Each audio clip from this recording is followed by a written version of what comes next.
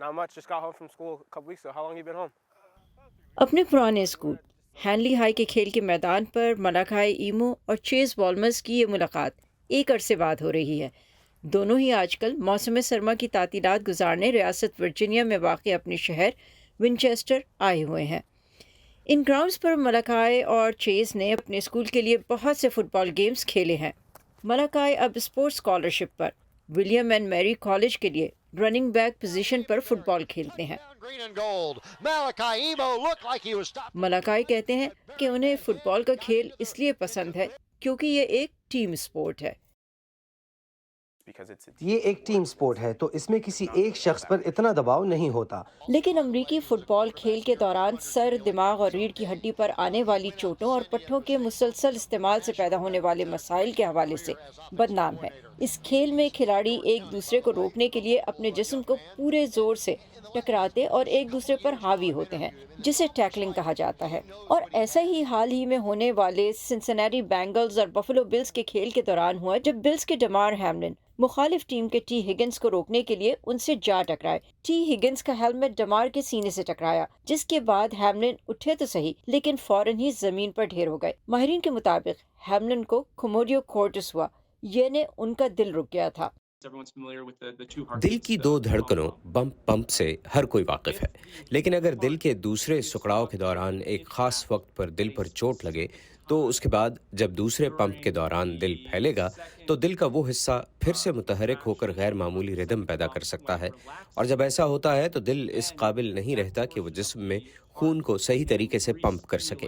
फिर जैसा कि डेमार हैमलिन के साथ हुआ, आप बेहोश हो जाते हैं क्योंकि दिमाग को पूरी तरह खून नहीं पहुंच रहा होता, और फिर ये तिब्बी टीम पर मुनहसर है कि वो कोशिश करें और तेज़ी से CPR शुरू करें। डमार हैमलिन की कहानी का अंजाम यकसर मुख्तलिफ हो सकता था अगर उनके ट्रेनर बर वक्त उन्हें CPR नहीं देते।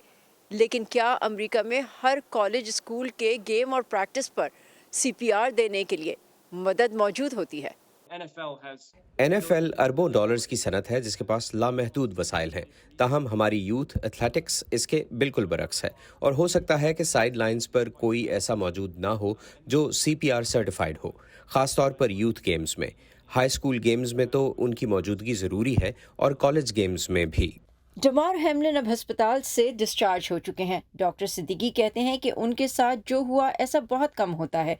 तमाम खेलों में साल में सिर्फ 15 से 20 केसेस, लेकिन ये इंतहाई जानलेवा है और कोमोडियो कोर्टिस होने वालों में से 2/3 जिंदा नहीं बचते। इस वाक़े ने फुटबॉल के शायकीन समेत सभी की तवज्जो एक बार फिर इस खेल के महफूज ना होने के खदशात की जानिब मबजूल कर दी है। उधर कोमोडियो कोर्टिस जैसी जानलेवा इंजरी दोबारा न हो, इसके लिए डॉक्टर इमरान के मुताबिक पूरे अमरीका ही में कोशिश की जा रही है कि सीने के हिफाजती प्रोटेक्टर्स को खिलाड़ियों के कंधों के हिफाजती पैड्स में शामिल किया जाए।